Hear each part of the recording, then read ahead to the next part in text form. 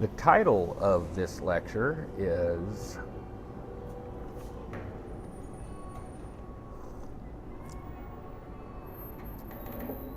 Who Do I Think I Are?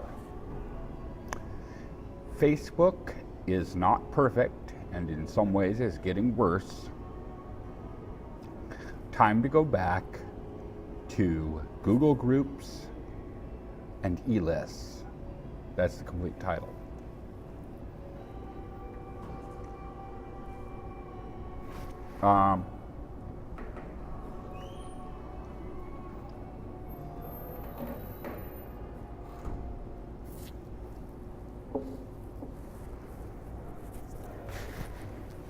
I am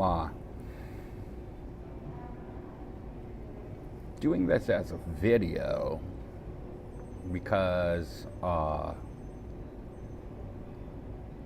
I definitely think that vocal tone, vocal inflection, and the like will be important to what I wish to communicate.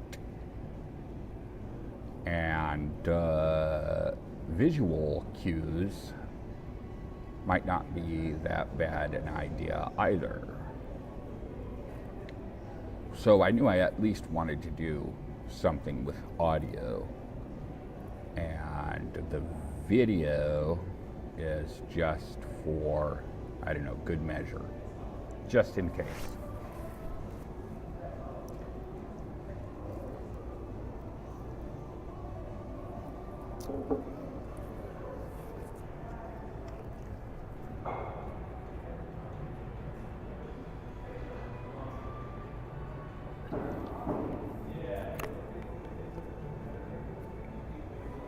So, gee,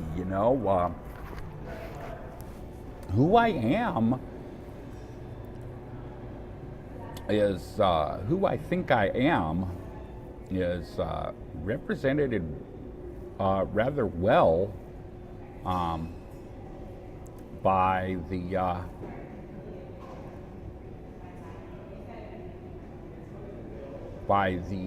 media I have deemed most important and have made public, which took a lot of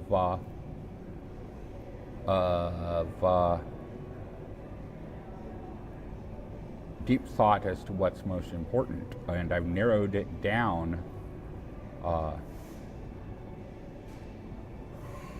greatly.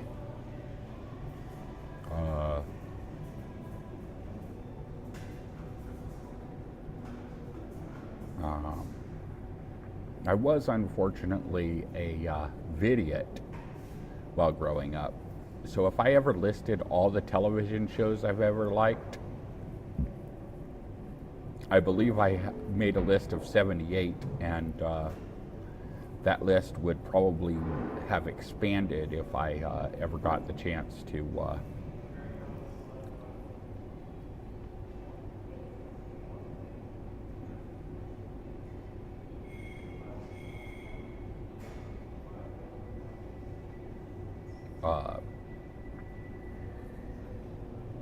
if I ever got around to analyzing and or tabulating that information, that list again. That list is now lost, but when I made the list of 78 TV shows, I did decide on one as my absolute favorite. It's the show Night Flight. Night Flight was an interesting show. It was basically music oriented, and a lot of people have never seen Night Flight, so I'm going to try to tell something about it.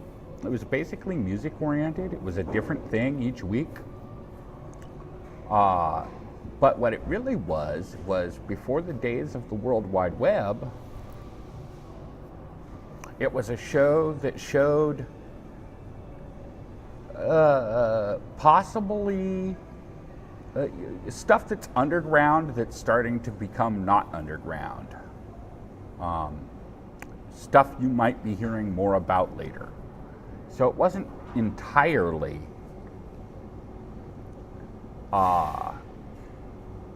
about music. The attitude of the presentation I would describe thus. So we were, just doing our thing like we do, and we ran across this, and we think you might be interested in it. And that was Night Flight. It was on very late at night for much of its broadcast history. And boy, if you could stay up that late, it was really worth seeing. Books. Just today, I expanded my list of favorite books from 4 to 6. And I did that in connection, in fact, with this video. So I'll give you what has been my 4 favorite books, first and foremost. And this list has been in existence for a very long time. My 4 favorite books are the I Ching, specifically the Wilhelm Baines Bullingen series version of the I Ching, The Moon is a Harsh Mistress by Robert A. Heinlein, The Illuminati Papers by Robert Anton Wilson, and So Long and Thanks for All the Fish by Douglas Adams. If you have a familiarity with those 3 authors, you know a lot about me and how I see things. The 2 I just added today are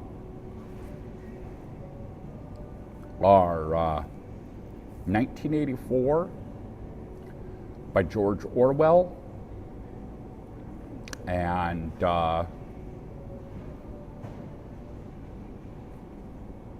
We're All Doing Time by Bo Lozoff. So basically I'm saying I have increased my official list of favorite books from 4 to 6.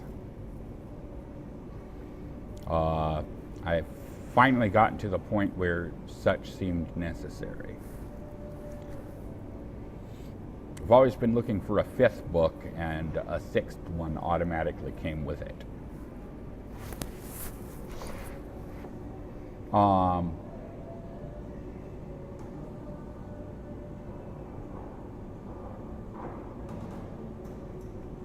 Yeah, 1984, boy, that is such a deep book. They usually have high school kids read it, but I really don't recommend people that young read that book. I think it's a book you should wait till you're about 30 to read, when you're really prepared to fully understand the subtleties involved with that book. This is a science fiction book by an actual literary figure.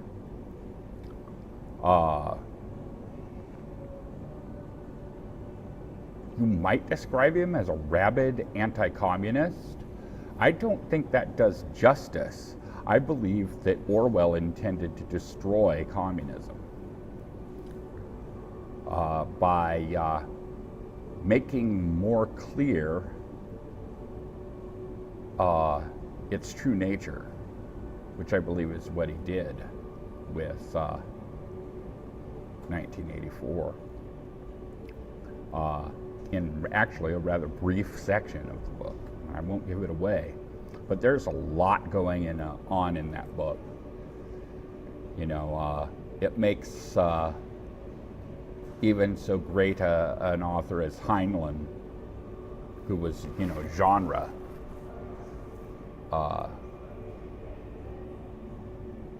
look kind of primitive. It just does not have the subtleties that Orwell does. I've never read Brave New World, and it may be as great or greater than 1984, but I gotta tell you, I may never read it, because going back that far,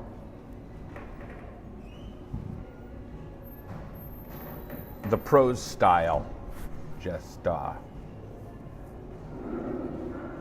it takes too much to get through.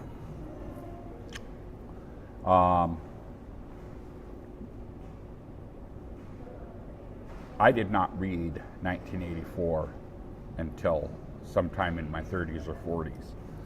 And just looking back, I can't imagine myself having been able to get all the things Orwell was saying that I did get at the age of, 17 or whatever, or even younger. Youth is wasted on the young, right? So I should tell you that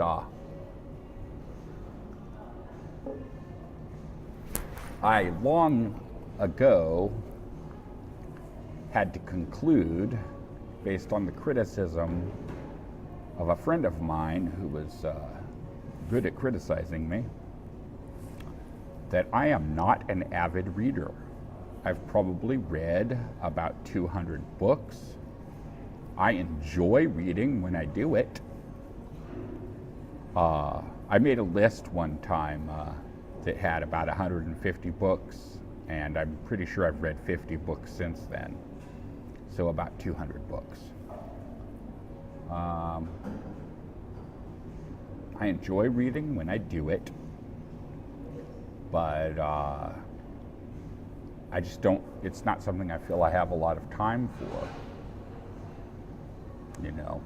Compared to a person who doesn't love reading, I suppose I've read a lot of books, but compared to, I'm talking big boy books with no pictures, but compared to an avid reader, my book learning is quite sad, and yet I'd like to be a writer. I think that when I get to the point where I have written enough blog posts that I have felt called to write, which are the only kind I do write, I will gather them together and publish them as a collection of essays.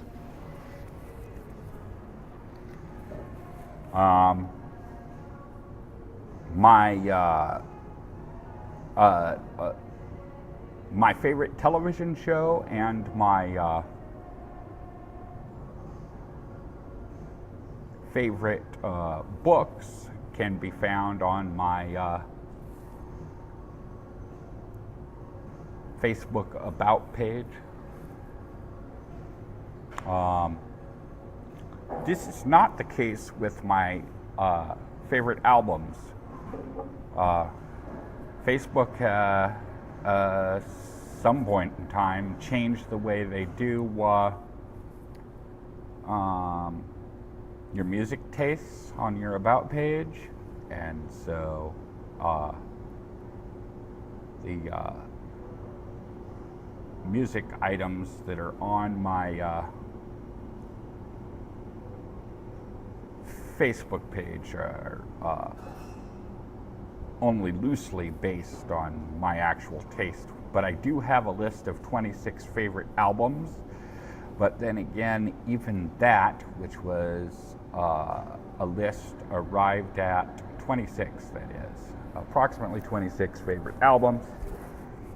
But even that list, I must admit, which was developed in 2004, is somewhat out of date. Sometime I will have to update that list, and I'm nearly positive, with what thinking I have done about the updating of said list, that it will be a 2-tier list, so it'll be entirely different. It'll be a list of the absolute best plus a list of also-rans. Important also-rans.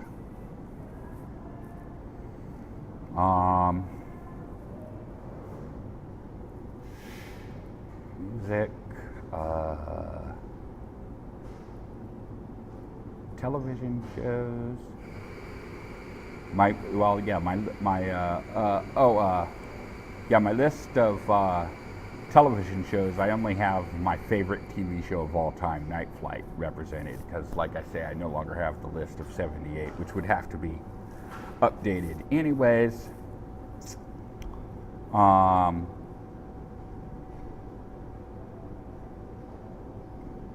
I mean, I'd never seen Walking Dead when I made that list. I don't think it had been made yet. And then I only have one favorite movie. The favorite movie is a somewhat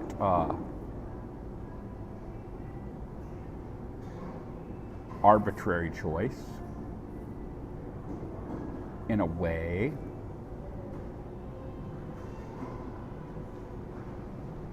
It seems to be the only movie I can think of that I just feel the urge to watch again and again. Like every few years, I want to rewatch that film. And if like somebody says, hey, let's go get a movie, or back in the day when we had video stores, when someone would say, hey, let's go get a movie, what movie do you want to get?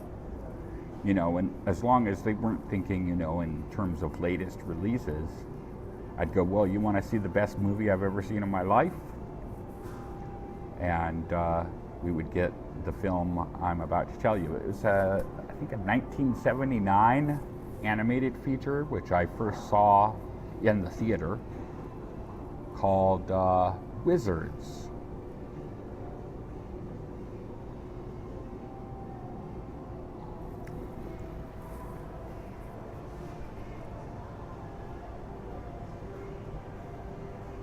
Done by the same guy that did Fritz the Cat, and I think that's his most famous movie.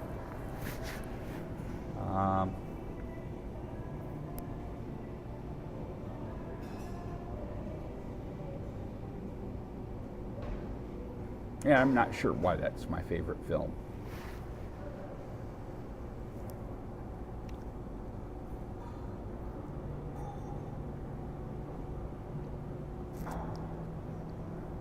I was born on September the 22nd, 1970.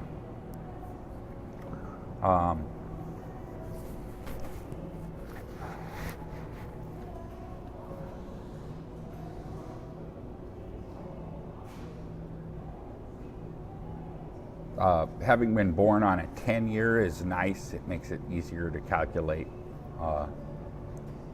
my age during a given year. But I wanted to talk about September the 22nd, which is on most years the either the last day of summer or the first day of fall. It's on most years it's definitely the last day of Virgo. And certainly on my birth year, the last day of Virgo. And right after that, of course, is the first day of Libra. But the other thing I wanted to mention about September the 22nd is I believe it is the birthday in The Lord of the Rings of both Bilbo and Frodo Baggins.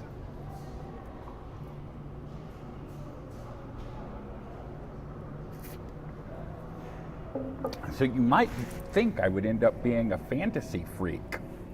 I've read The Hobbit, but I've never read The Lord of the Rings. I don't read fantasy. I like fantasy games. I like fantasy movies. But I don't read fantasy. Sci-fi guy. I've maybe read 3 fantasy books in my life. In fact, I think that's the number. Maybe only 2, actually. All I can think of is The Hobbit and one of the Zanks books. I believe it was Centaur Isle.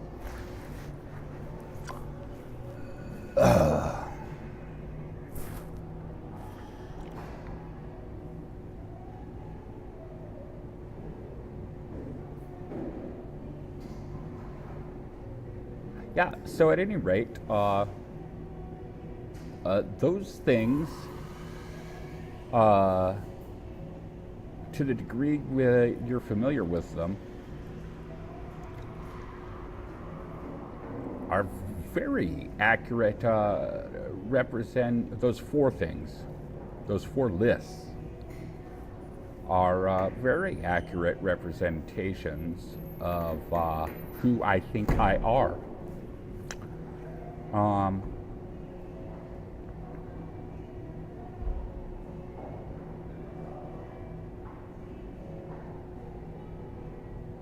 And there's probably one other aspect to who I think I are.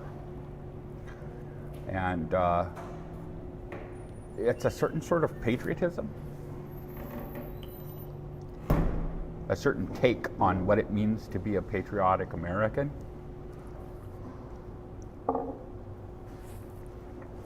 High on the list of things I'm against is A People's History of the United States by Howard Zinn. Sorry, Herb. I've got a friend named Herbert Zinn who may be, or whose adopted family may be related to Howard Zinn. Can't say I've read the book. Like I say, I'm not an avid reader. I'm not widely read. I took a look at it, took a look at the blurb on the back, maybe read the first paragraph, and I was like, this guy is an anti-American communist shill. And I don't need to read this. And perhaps one of the reasons why I don't go to college is if they ever forced me to take some kind of a history class and forced me to read that book, I'd read the entire damn thing, and then I'd have to stop myself from hitting the professor in the face for making me read the works of an anti-American communist shill.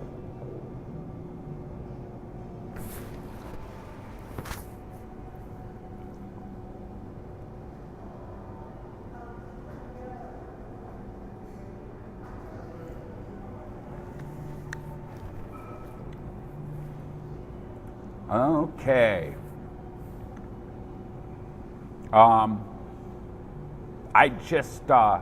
I don't think that it's deconstructionism, reconstructionism, right?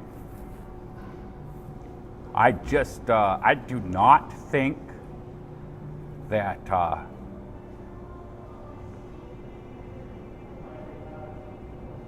it's fair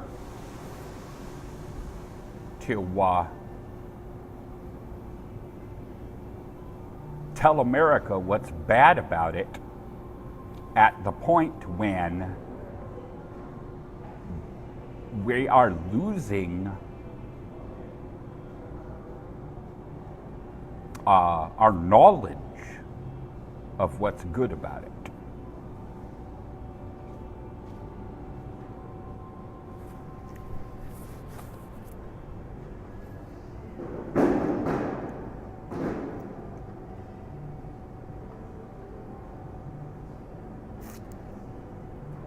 I think America's a subtle thing. It starts with the fact that we were born of rebellion.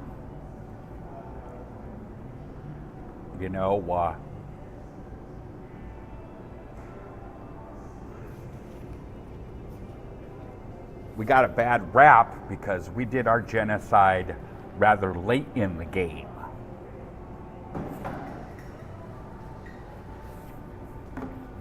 What, because the Europeans did it before recorded history, they're better than us or something? I don't know.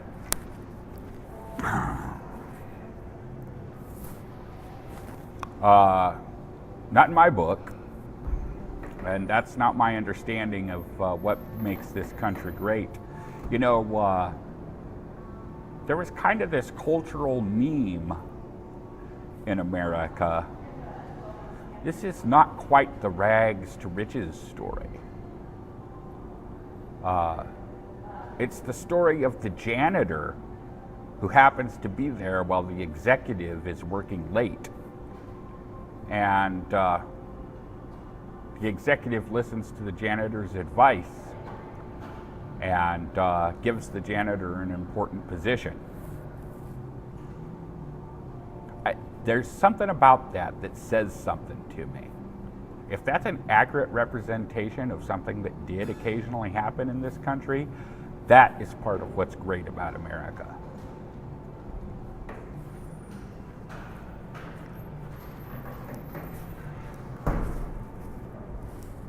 And I think we're losing something about that.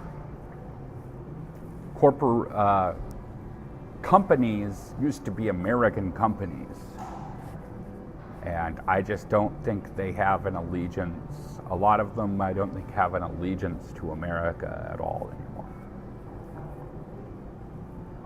anymore. There's a lot of bad things we've done in the past, and there's a lot of bad things we're doing now.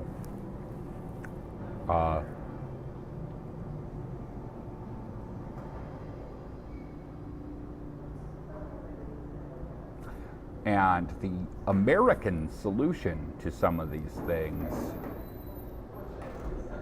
I'm quite afraid will not be done.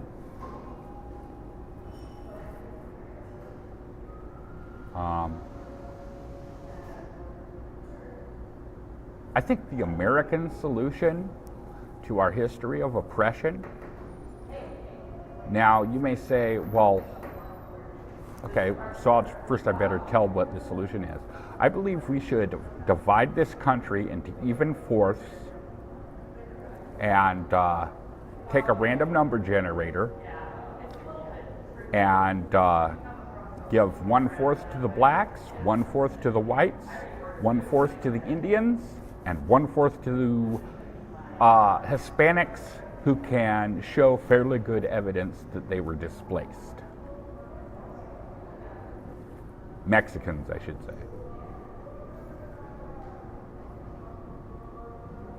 That would be the American solution. Well, you might, if you say that would be unbelievably difficult, yes, that would be unbelievably difficult. I'm not quite sure how you'd go about doing that exactly. But if you said, well, hold it, Europe doesn't do that. Europe doesn't give it back to the Celts. Well, I was a Scientologist for 5 years. There's a lecture in which an auditor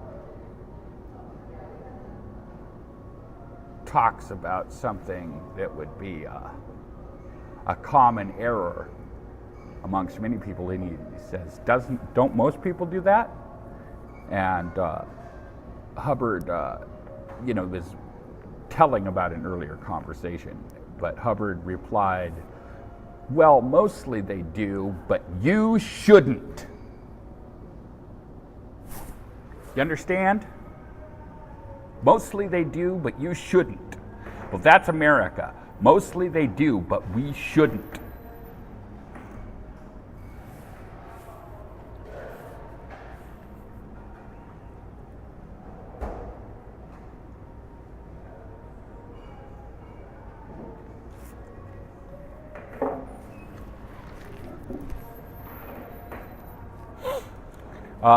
On the subject of things that we are presently doing that we shouldn't. The primary one that comes to my mind is the situation with Israel and Palestine. I believe that we should take the attitude that the UN is taking. This one doesn't take that much. Which is that the Palestinians should, be able to have a place to live without, fear of being bombed or shot.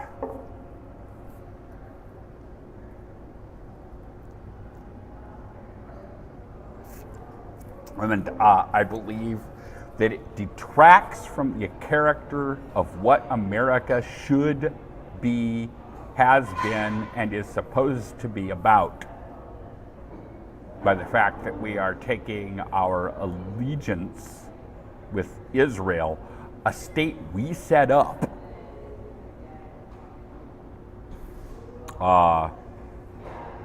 over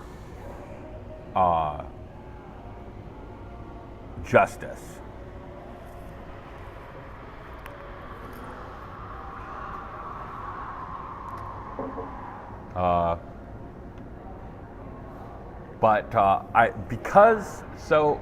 Give the devil his due, because it's not true that America has no character. It is true that because of the fact that we are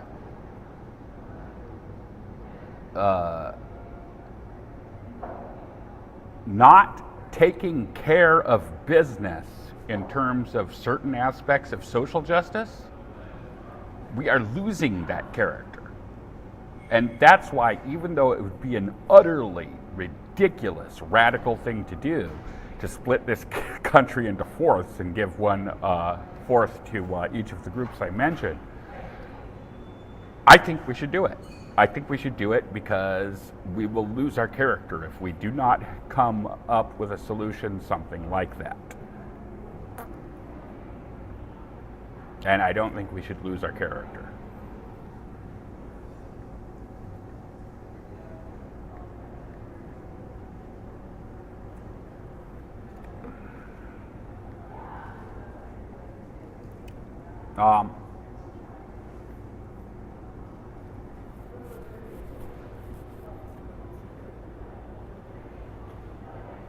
The last two presidents, actually, I've been kind of satisfied with. We elected Obama, who had every right to be a hater of America, but it's pretty clear to me that if he was only mildly so. Good job, America. We elected the right guy. And I think that despite my objection to earlier presidents, we kind of have a tendency to elect the right guy for the job, even if he's not the right guy for America in any general way. Possible exception being Carter.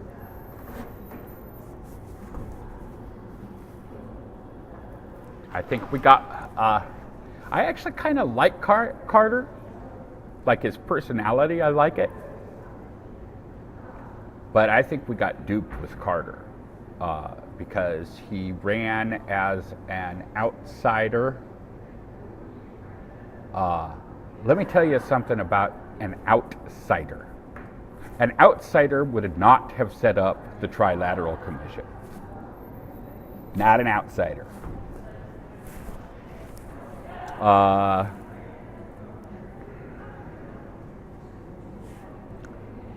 And of course, we had unbelievable inflation like we've never seen under Carter.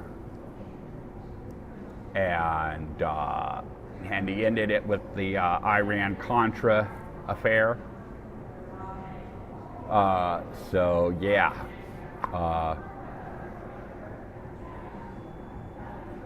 I think Reagan probably did have something to do with the fall of communism, maybe not as much as some people would like to give him credit, but something. But yeah, Bush, Clinton, and Bush Jr., I did not like those guys.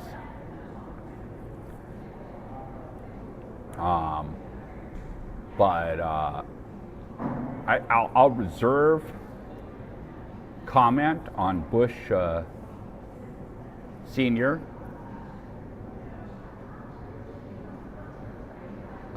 Clinton might have been the right guy for the job.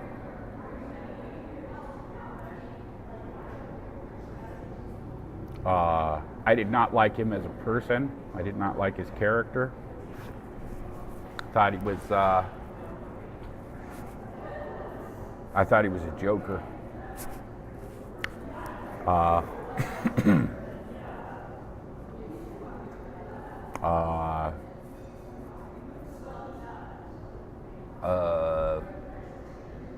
You might expect Clinton to, I think Clinton liked to come off as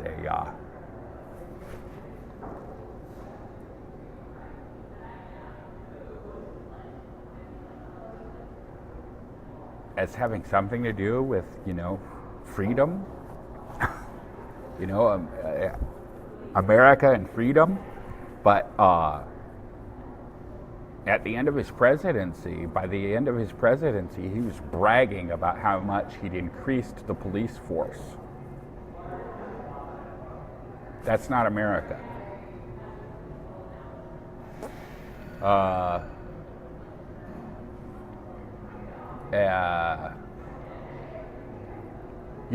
Bush Jr. was a profound idiot. But he might have been the right guy for the job because of 9/11. Okay, this never gets talked about, but all the liberals got on him for where he thought weapons of mass destruction were.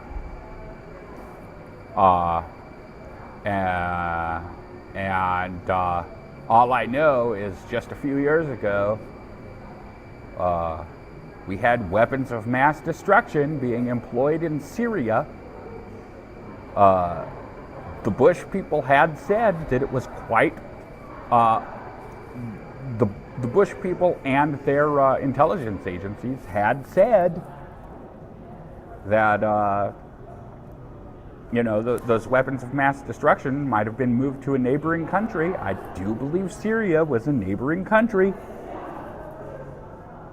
But the damn liberals can never admit they're wrong. Same thing's true with the Republicans. I consider the best representatives of the liberals to be National Public Radio, and the best representatives of the Republicans to be Rush Limbaugh. And both of them have a horrible time admitting when they're wrong, even when they are clearly wrong. And that brings us to our present president, which is Trump.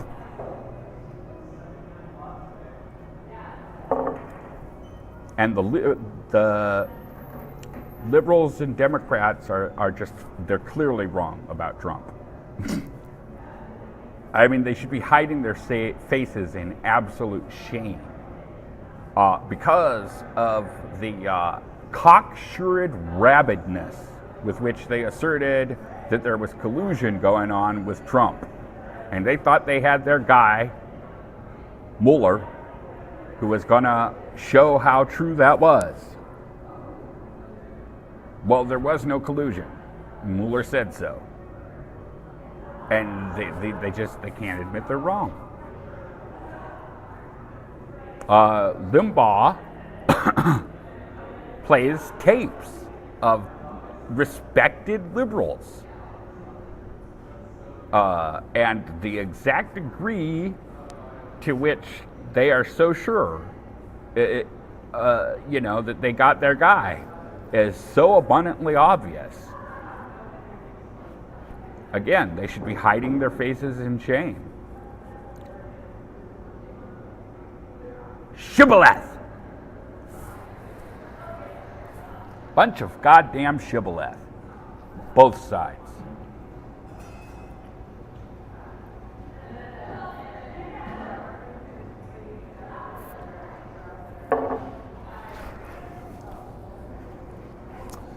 Okay, so Facebook.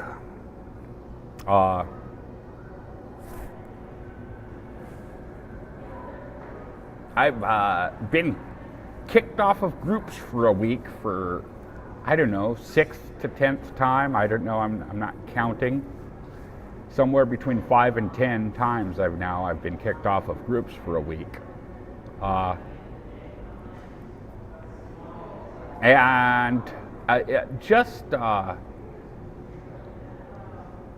It occurred to me this morning when I woke up that I absolutely had to, make a firm decision about Facebook. There is one more thing about myself that I wanted to say on the subject of who do I think I are. Well, more and more, I am a warlock. It's been a fairly long time ago that I got to being pretty sure that fighting for my point of view on an intellectual level was going to be something I would have to do. But the reason why I've recently started thinking of myself as a warlock is because I'm starting to enjoy it. So,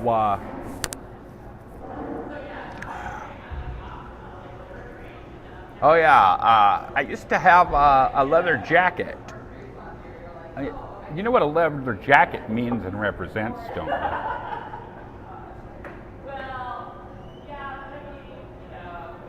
A leather jacket means and represents that I might not say and do exactly what you want me to do.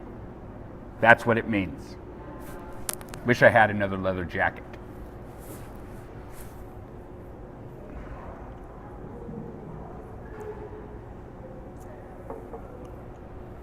Okay, yeah, back to Facebook.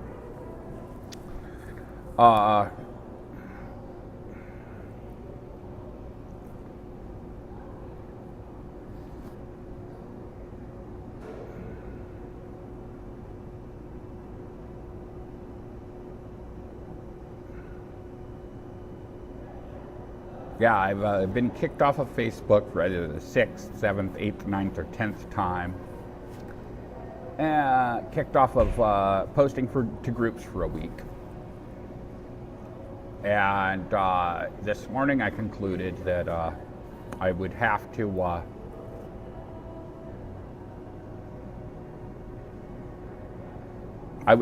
decide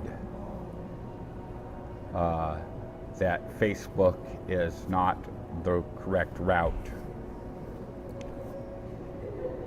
And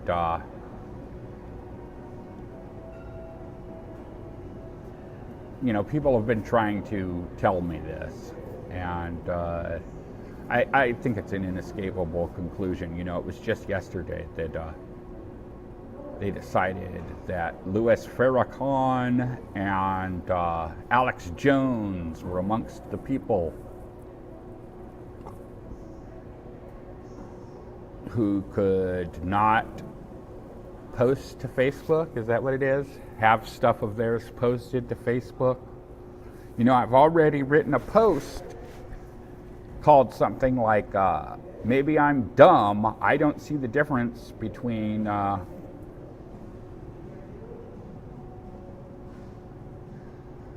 correcting false information and censorship. And that's, I really think that's the correct stance. The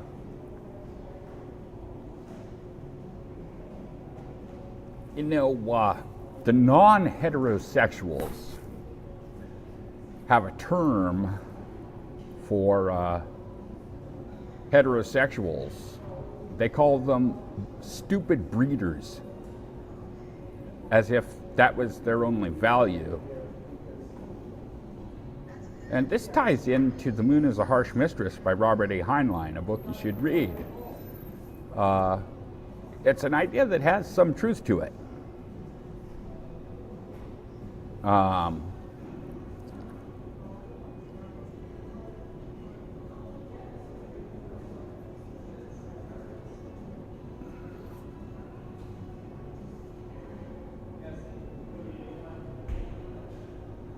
If you're going to let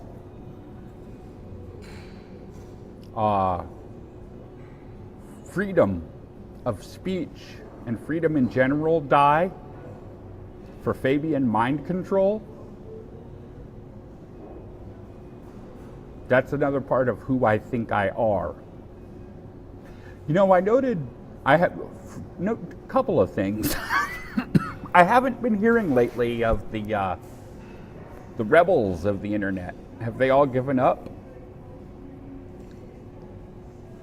The people who say this or that should not be so as to preserve internet freedom. Haven't been hearing from them lately. Meanwhile, I'm seeing more and more evidence that they're labeling all rebels the bad people. I'm sorry, I watched Star Wars. At any rate,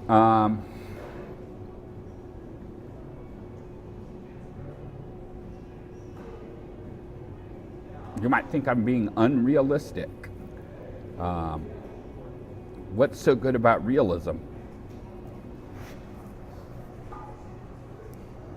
Realism is the philosophical position of, hey, what can you do? I don't see any reason not to fight such a position. And I do, as much as I can. The other thing I wanted to note about, oh, darn it. I've lost my train of thought, and there is no way to pause or review. Okay, I shouldn't have done that last aside.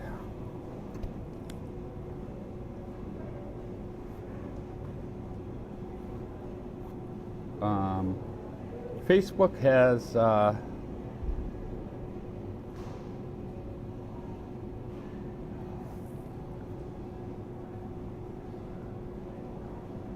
discontinued both Alex Jones and Louis Farrakhan. Apparently those are hate speech. Well, who should I talk about first? Jones or Farrakhan? Both admirable people, in my opinion.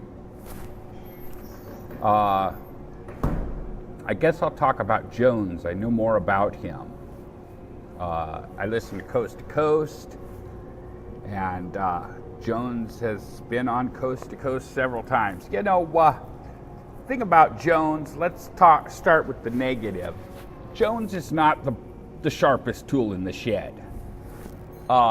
If you told a subtle joke that was sort of about Jones, but sort of not about Jones, and he was in the room with you, I don't think he'd notice. But his heart is to some extent in the right place. I think he's fighting for America as he understands it. I don't think his understanding of America is all that great, but I think he's fighting for America as he understands it, and he occasionally gets a good jab in. I can think of two things that Jones has done that I thought were pretty good.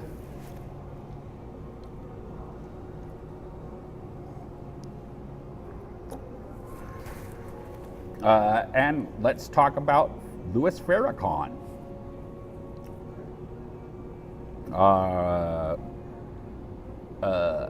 I do believe he's fairly obviously anti-Semitic, but Louis Farrakhan is a member of Nation of Islam, which it used to be okay to call them the Black Muslims, I believe. But I suppose we should be a little more civilized now. And they believe that we should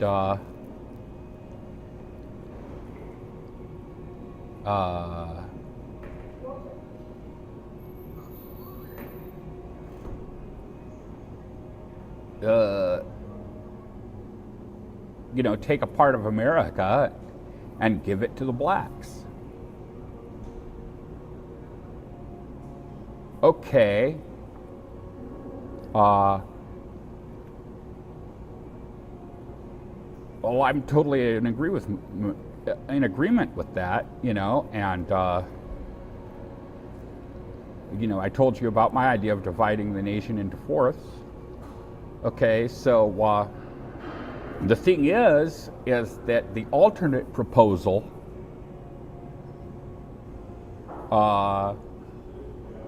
shows clearly what I've said earlier, which is, even though it's an extremely radical, extremely difficult to do solution, It's the only one that fits in with who we should be. And I think this is clear when you look at the alternate proposal to the Nation of Islam. I was reading on Facebook a while back a group that says, we don't want you whites to feel guilty for what you did to the blacks. We want you to tear down the abhorrent system that created the situation, or something like that. Right. Well,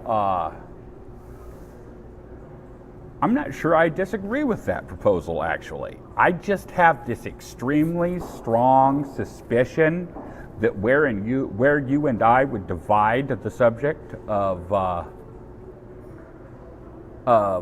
where we went wrong and where we went right, I have the feeling those would be very different places. Again, I mean, I don't think that people comprehend the spirit of America anymore. A country born in rebellion, born in revolution.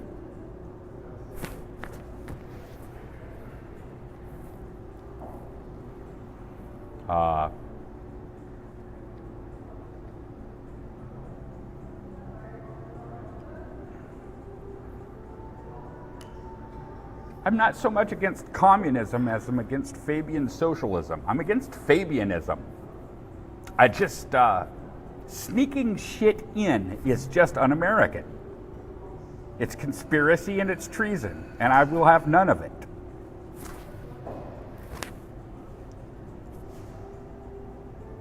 Fabian mind control, Fabian socialism, Fabian communism, whatever you want to call it, I'm against Fabianism.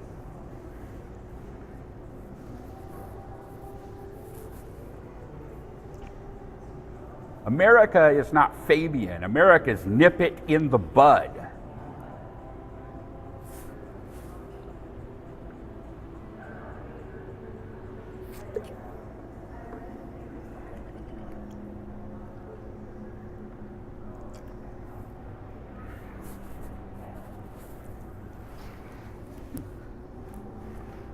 We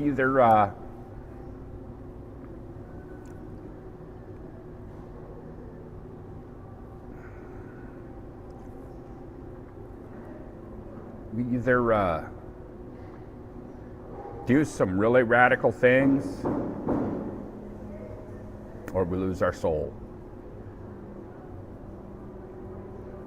That as radical and difficult a proposal as dividing the country into fourths would be, I can't really see that doing anything less than that would allow us to keep our soul.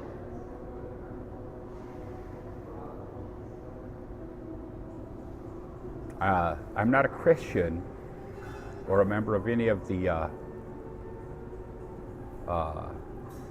Abrahamic religions,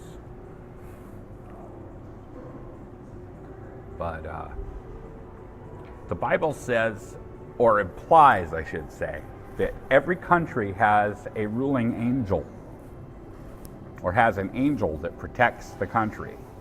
And I do believe that unless we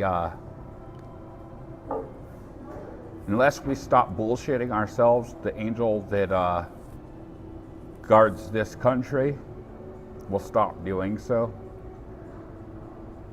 Because I'm pretty sure that the angel that guards this country likes our no-nonsense honesty and commitment.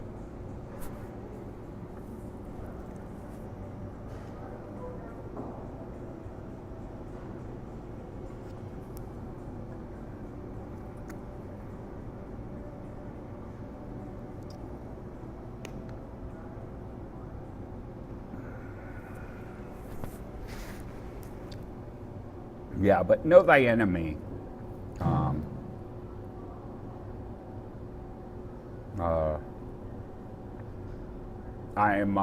I'm very concerned for our country because both of the dominant parties are shibboleth.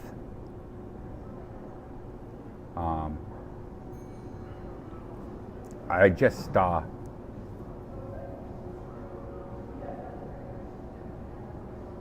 I think we should have gone to a third party in office, in the office of the president, decades ago.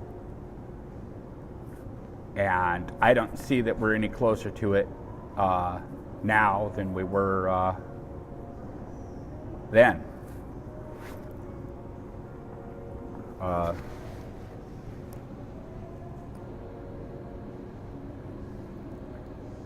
So at any rate, Facebook,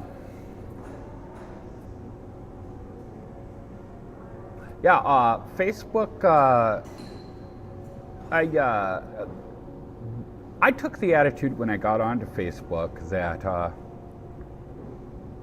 now I remember something I wanted to talk about. Back in, I guess, the late 90s, I heard about these things called suicide parties. I think these were amongst people supposedly trying to ensure the freedom of the internet who had finally given up on the possibility. And apparently they would get together and commit mass suicide, or maybe they'd just pretend to and just have a party instead. I don't know what.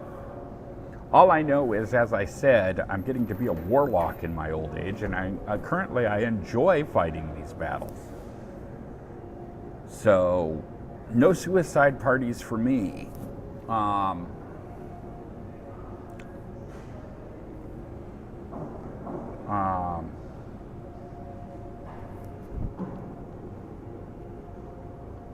Facebook, let's talk about the imperfections of Facebook. Well, morally, people have been telling me for a long time that Facebook, along with Google, has problems with both privacy and censorship. And I resisted this for a very long time, and I still do like Zuckerberg to the degree he is represented accurately in that movie about him. I think he's a son of a bitch. I think he's my kind of son of a bitch, based on the movie. But I resisted not so much the idea that, there were problems with it, but that those were important problems in terms of manifestation, in terms of what you get versus what you give up.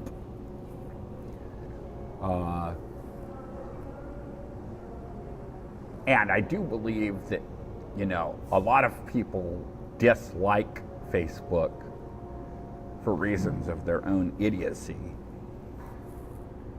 Like I started to say, when I got onto Facebook, I decided that Facebook is whatever the hell I wanted it to be. And it's only with this most recent temporary group restriction that I've decided to change my stance.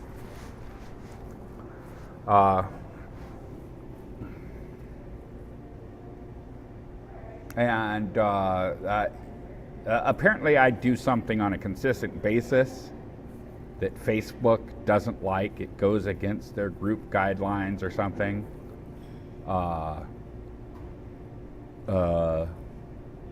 think it's Fabian mind control, though. I've finally come to the conclusion that Facebook is becoming, rather intentionally, a program of Fabian mind control, and I'm against Fabianism. Don't sneak shit in with me, buddy. I'll see your shit. And if it's appropriate, I will knock your shit out. Don't sneak it in with me, buddy. Don't sneak nothing in. Certainly not mind control.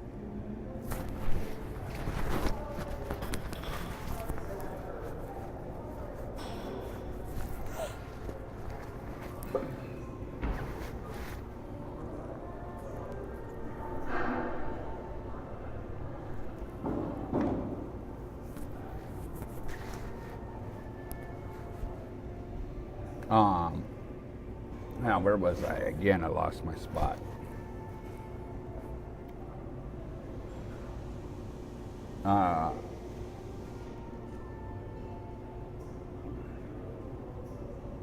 So I will be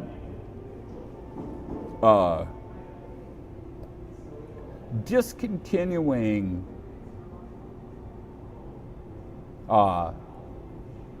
feeling attached to Facebook. Because I think it's a tar baby game. And I'm not that stupid. I'm not going to fall for it.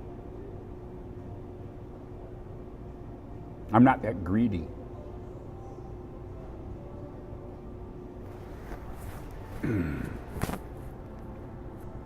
I don't need for Facebook to be the solution. I don't even need the internet to be the solution. And I'm going to talk a little bit about that later. And as far as I'm concerned, and as far as that goes, the Butlerian jihad of the book Dune is a real possibility.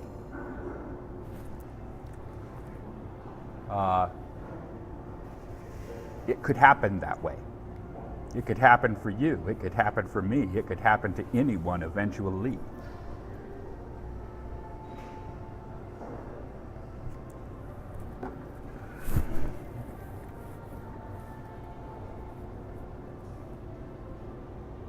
But yeah, I'm highly suspicious of people who give up hope. I just think they're afraid of a good fight. That's not me.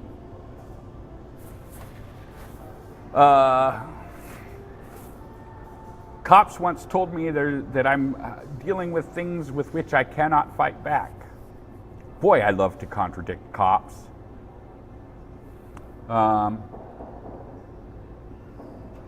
Cop once told me opinions are like assholes. Everybody has one, and they all stink.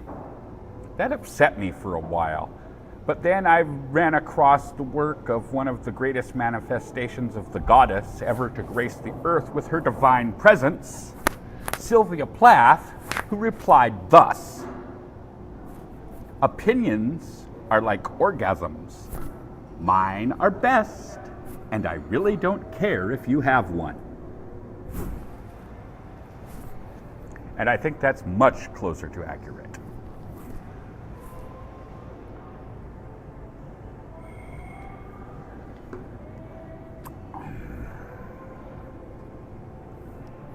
Sylvia Plath. It's part of whatever's the hell is wrong with me. I think Sylvia Plath is prettier than Marilyn Monroe. No apologies. Sexiest little bitch.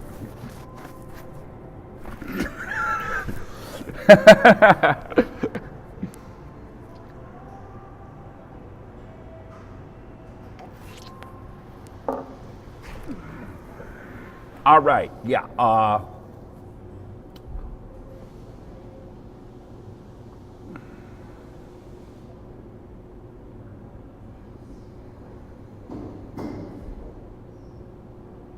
Yeah, like, you want to know what happened to the hippies is, a certain sort just wanted to say, you see, man, you just can't fight the system. They were in it for that the whole time. Whatever. Some people are like that.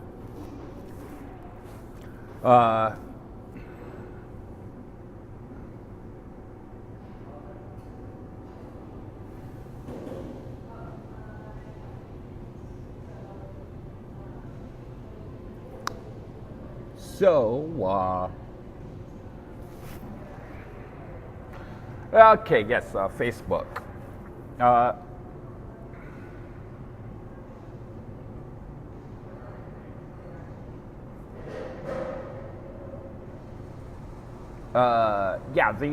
Their policy, I don't know if this thing is happening to other people. I decided when I first got onto Facebook that Facebook was whatever the heck I wanted it to be, and it either will be whatever I want it to be, or I will just simply stop having emotional investment in the product.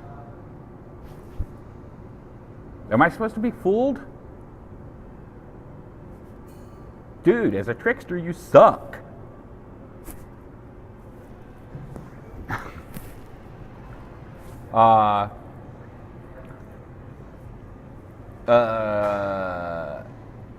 Yeah, I don't know if it's happening to anybody else besides me, but apparently I'm doing something that goes against group guidelines rather consistently, and I fairly frequently get kicked off of groups for doing what I intend to do with groups. Now, I do feel that I should do more reading of groups, and if I was not in such a situation where I felt like I had a lot to say rather than a lot to listen to, I'd be doing more of that. It's a fun thing to do when I have nothing else to do. See what's on other people's minds. But I mean, for me, for the most part, my main purpose with groups is to promote to groups to which it would seem appropriate blog posts, relevant blog posts, and groups I've created on Facebook. And apparently Facebook just does not like that. But I guarantee as soon as that restriction is lifted off, I'm going to go back to getting it done.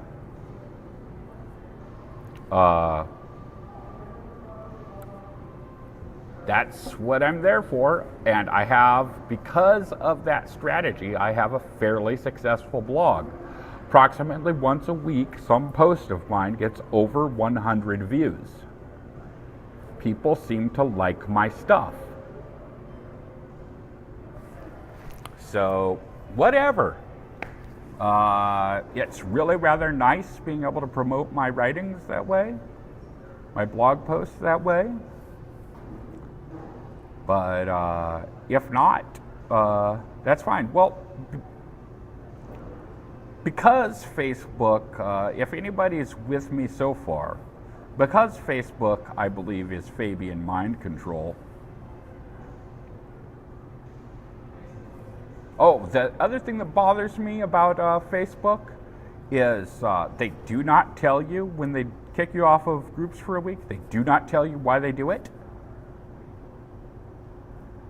And you can't ask them to tell you why they did it. You can appeal, but those appeals are always ignored. I mean, to hell with dystopia, man. I don't have to be involved with Facebook. I do not have to have an emotional investment in Facebook. And I've decided to have less of one and promote the alternatives. So we can finally get on. Oh, before we go on to that, I've discussed the moral aspects of what's wrong with Facebook. Let's talk about Facebook in terms of software. Facebook has some truly hideous bad software. Friends and groups are in no particular order.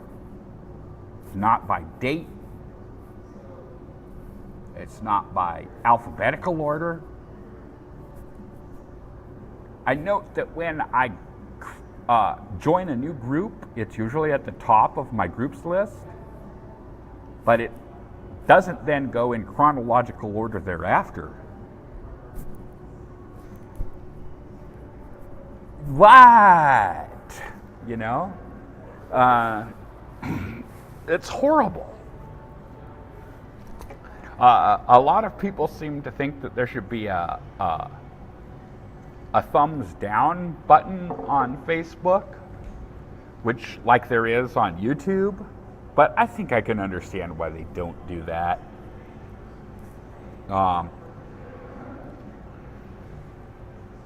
There are other bits of bad software in Facebook too. Those are, okay, yeah, the other thing is okay, these groups are becoming big. I think Facebook is just now starting to notice how big these groups are. it's really great. I gotta say, you can so easily create a group, and a group that looks nice, because you can give the group a picture and a description. Great format. As a piece of wetware, Facebook is brilliant, and becoming more brilliant.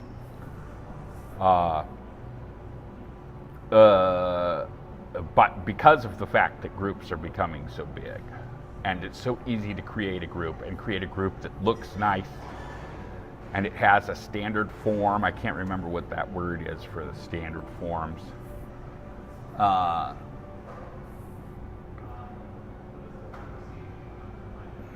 But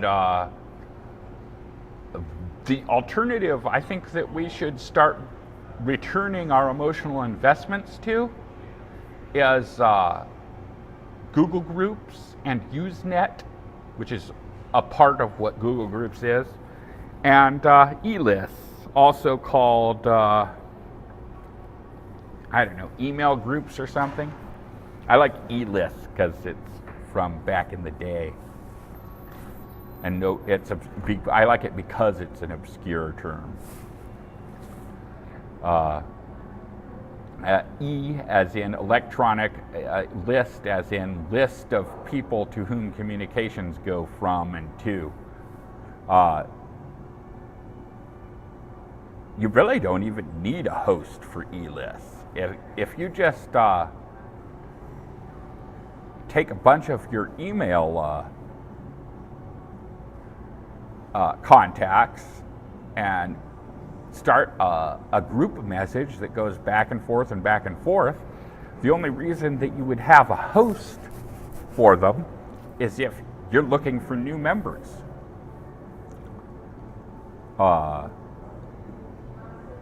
The standard e-list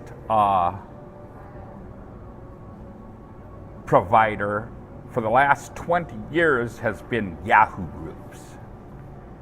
At any rate, neither Google Groups in general, nor the Usenet, nor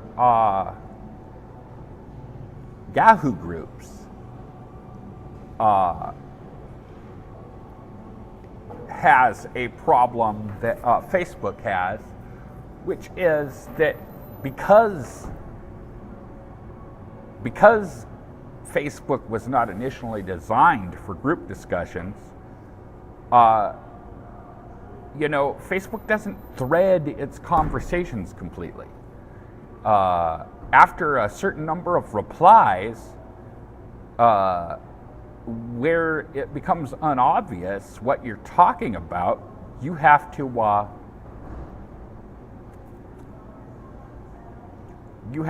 go and cut and paste the quote to which you're responding in a reply chain. It only goes so deep. Well, if Facebook's going to start taking groups more seriously, as I've heard rumors that they just started yesterday to do, well, that would be one of the first things you'd want to do, is get it so that it had the advantages of previous attempts at group discussion forums, such as Usenet, such as Google Groups, such as Yahoo Groups. Just take the standard threading concept and apply it to Facebook. But the concept of thumbs up and reactions to, I have really mixed reactions to posts. I have really mixed feelings about that because on the one hand, I enjoy it myself. Sometimes you don't have anything to say. On the other hand, it's quite clear to me that for some people, it's just an excuse not even to read. You look at one line and go, do I think I might agree with the spirit of this thing or not? And then you put a like if you do, and that's probably why Facebook does not have a thumbs down. I think that might have something to do with it, and on a nonverbal level, I think I understand the spirit of the concept. It's not something to which I personally find myself to particularly object.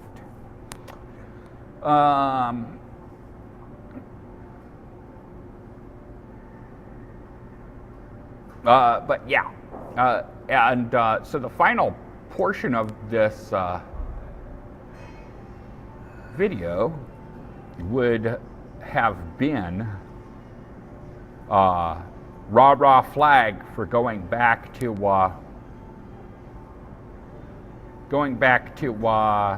elists and Usenet. Oh, I wouldn't be the final part, and Google Groups. But I think we can pretty much skip that step, because I think that the parts leading up to it have pretty much covered it.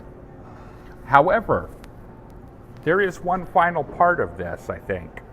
And just to be helpful in this regard, it is a serious proposal. It's not a radical proposal. It would be easy to do. And before I get into this, I suppose I should give a warning. If you look into the original definition of cybernetics, it's all about control systems. You can still read it today. It's like the first line of the Wikipedia article on cybernetics.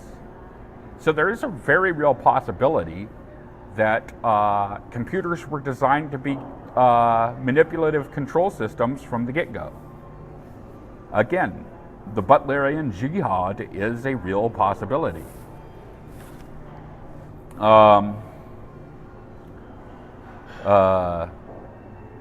Certainly Google and Facebook are behaving as if they expect such, and they're not the only ones. But gosh, up until 8 years ago, there sure were an awful lot of us who knew that the World Wide Web sure had a lot to do with freedom and the return of freedom. So, I don't know, we'll see who rusts first.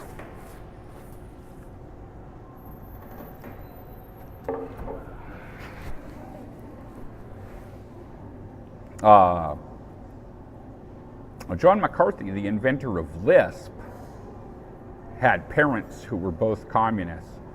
Lisp looks to me to be a fairly brilliant language, and I would hate to find out that good old McCarthy was just trying to sneak us in some Fabian socialism. That wouldn't be very nice, John. So,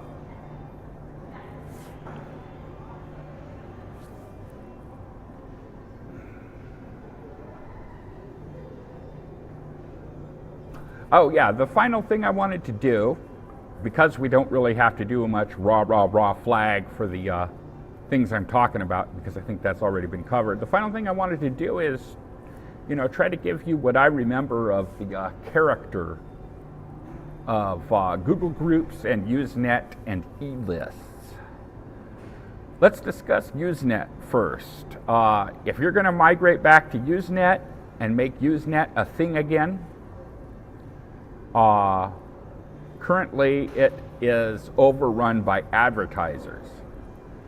But members of the Usenet were rather upset when the World Wide Web became popular, because a bunch of people from AOL migrated to the Usenet, a bunch of know-nothing dweebs,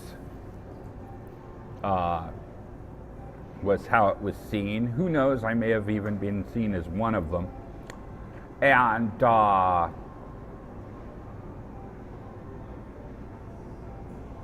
I just think it should be noted that unless you're smart, there's a very good chance you'll be outclassed. And so that would be the disadvantage of going back to Usenet. I think I was saying I'm becoming more of a warlock as I grow older. And I think there might be a few warlocks on Usenet. People who just enjoy a good intellectual fight. So I don't think it's any skin off their nose. They just deal with it as it comes along. Pack it up, I'll take it.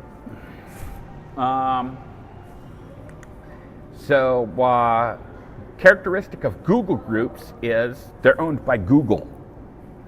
The difference between Google and Facebook in terms of attitude is Google is fairly overt about the fact that they're very suspicious of anything that is not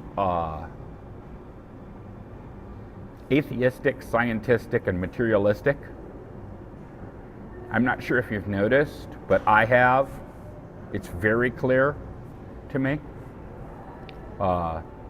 I think that's why Google Plus all of a sudden very recently no longer exists, because it was so obvious to almost anybody that looked into it. That and the fact that anything they came up with, Facebook decided not to head trip on the fact that Google had something they didn't, and they just put it on their system too. I guess you can't knock a guy for being able to adapt, right? There's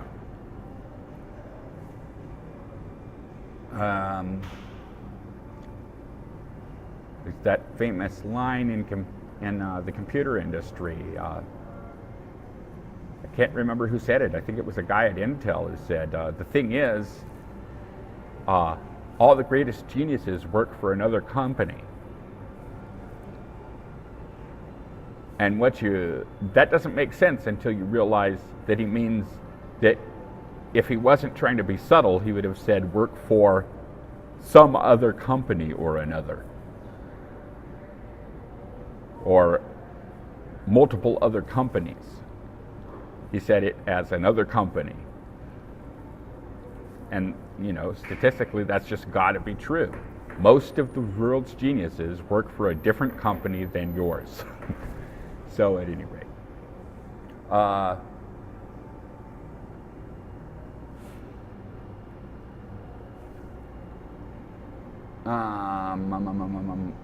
yeah. Okay, so, yeah. I tried to create 2 groups on Google Groups a long time ago, and one of which was allowed to be created, the other of which was not. So,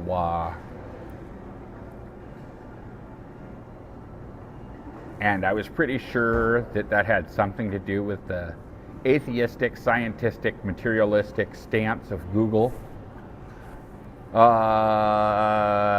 And none of them were very successful because there's really no way to promote your group, particularly.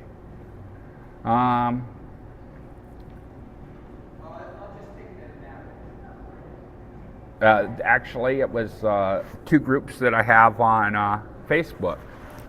So that I've thought of these as 2 groups that I've wanted to create for a long time, one of which was Tables of Correspondences, and the other of which was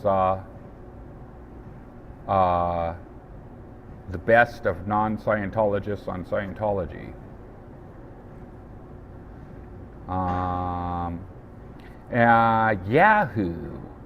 Yahoo the nice thing about Yahoo, I don't know if they have any of the censorship and privacy issues that Google and Facebook do. If so, though, they have much less.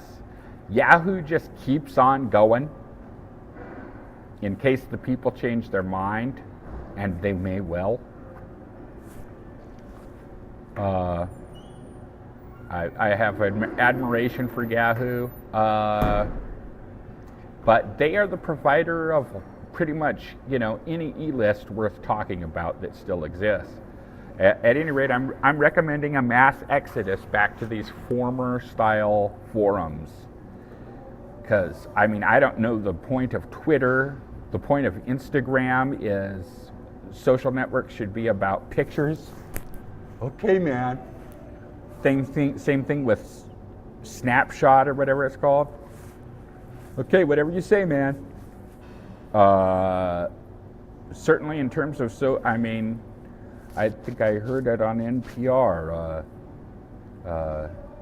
that Facebook tries to be the social network to end all social networks by becoming whatever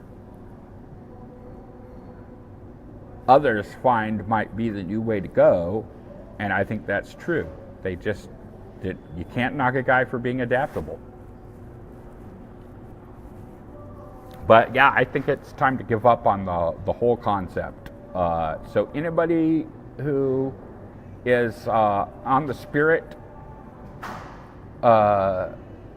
with me to some extent, I got to advise discontinue emotional investment in Facebook. It's the wrong way. And until people leave in droves for better pastures or become less and less involved with it, they're not going to get the message that they're going the wrong frickin' way. Don't just be a breeder. Work for the American spirit. Go against censorship. Go against Fabian mind control. And discontinue it for the reasons I've listed. This has been that argument. I'm going to say again, please don't feel sorry for me. If you want to feel disgusted by me, that's fine, but if you keep looking that way, your face is going to freeze that way. But don't feel sorry for me. I'm a bum on the street. I've been a bum on the street all my life, but I've been on the internet since 1996. I enjoy life. I'm fairly successful at life. I got my SSI, so that means I get money every month. But don't feel sorry for me, because as I said earlier in this lecture, I'm becoming more and more of a warlock. I enjoy fighting for what I think is right. There's nothing to feel sorry for. This concludes this lecture, dudes. Hope you had fun. Thank you. Goodbye.